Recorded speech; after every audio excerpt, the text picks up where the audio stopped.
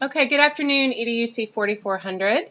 This is day 2 of the Summer 1 course, Tuesday, May the 16th, 2017, and this is Heather Lynn speaking to you today about how to ask a good discussion question. I was really hoping I could do a video. I'm having a lot of trouble with getting my video capture to work properly, so I'm just going to stick with screen capture today, but I will also provide you with a few helpful videos that could help you as you do your discussion questions this week.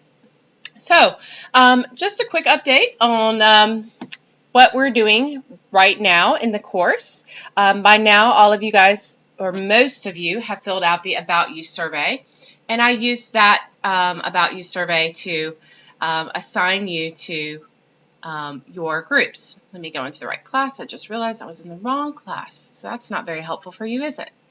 Okay, here we go. So by now, each of you guys should be assigned to a discussion forum group. Here we are. Okay. If you did not fill out the About You survey last night, then you were randomly assigned to a group. So if you want to find your discussion forum group, all you have to do is go to the tab that says Group Discussion Forums and click on it. These project groups at the top, you can simply ignore these for now. This is a project you're going to be working on week 3, which you'll get more information in the near future. You scroll all the way down. These are your weekly discussion groups, and you should be assigned to one of these weekly discussion groups. As you can see, there's roughly 5 to 6 people in each of these groups.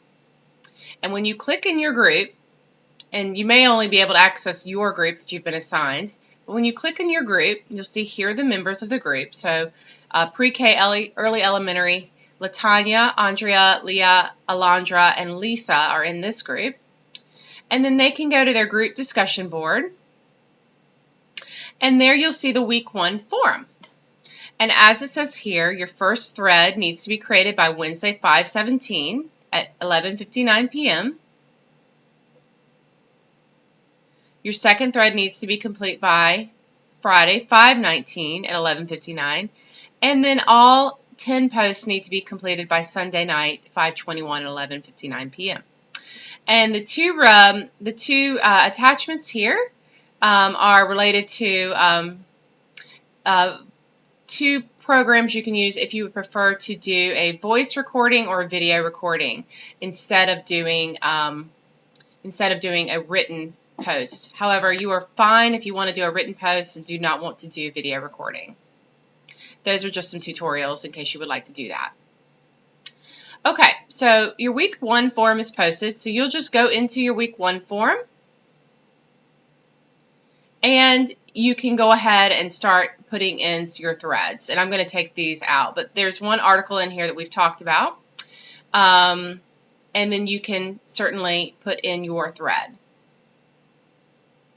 So going back to the weekly directions and materials, the week 1 folder, the written directions this week that can be downloaded. You're asked to basically do some readings and then do some discussion boards. By tomorrow, your first discussion post should have 2 paragraphs. The first paragraph is going to just be some basic about you information, as you see here. The second paragraph will be your first thoughtful discussion question based on the remainder of the assigned readings. So you have to read out of Passionate Teaching, and you have to read out of the Seifert book this week. So I want you to come up with some good, thoughtful, Socratic seminar-style discussion questions. And by that, think about good open-ended questions. Think about questions that cite the text specifically. So remember to use APA. And think about bringing in context, classroom context, and things that make you think about how to apply what you're reading to teaching. So as an example, I'm reading The Passionate Teacher, and I'm on page 23, and I see a great quote. And the quote says, "Passionate teachers convey their passion to novice learners, their students, by acting as partners in learning rather than experts in the field.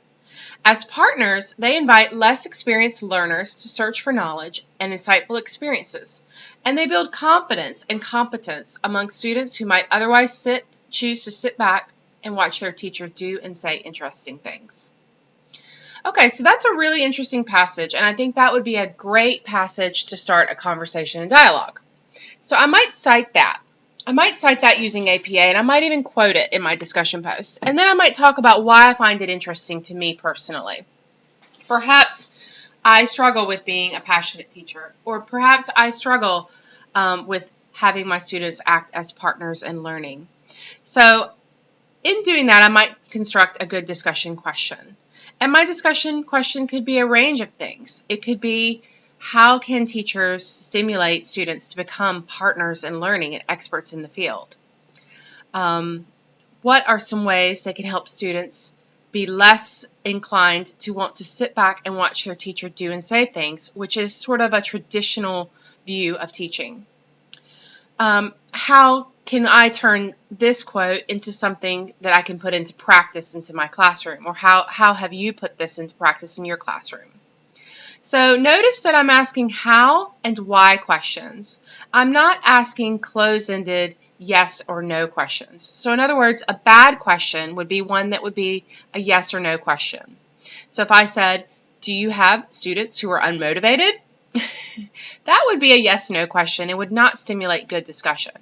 So you want to ask how and why type of questions. Those are good discussion forum questions. You also want to make sure your questions are specific and context-driven.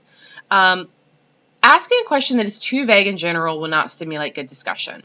So another question that's too vague would be, how do I motivate my students? That is a very, very large and vague question. So instead of that, maybe talk about one particular strategy you're working on or one particular issue you're encountering and relate it back to what we're reading. And then ask a question of your classmates related to that.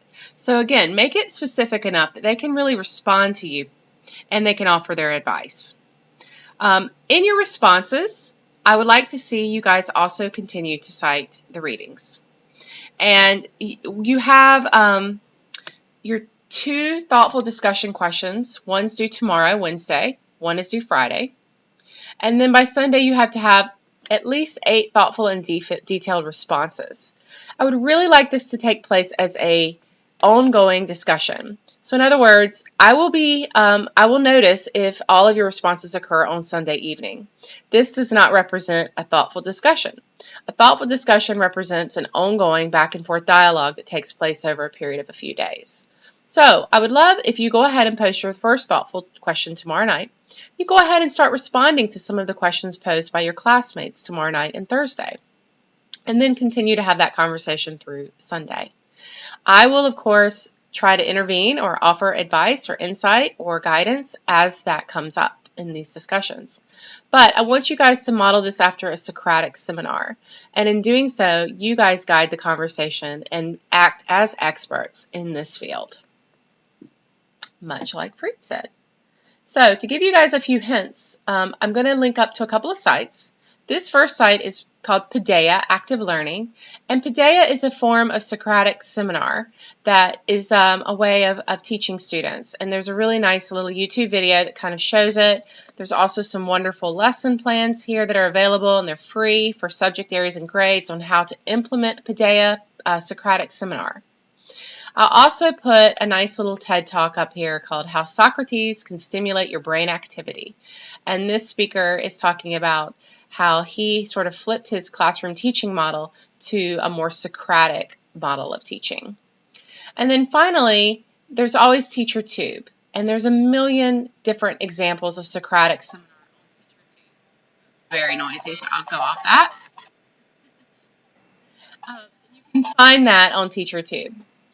So there's a lot of different places you can find resources related to Socratic seminar, but essentially we want to encourage this kind of dialogue in the online class so that it's not just me feeding you questions, but you actually carrying on conversation that's very thoughtful and reflective about what you've read. So I hope that helps you get started. Again, try to think about the good tenets of good questions and try to keep them detailed, open-ended, context-specific, related to what we're reading, and provide each other good, thoughtful replies. Okay, go forth.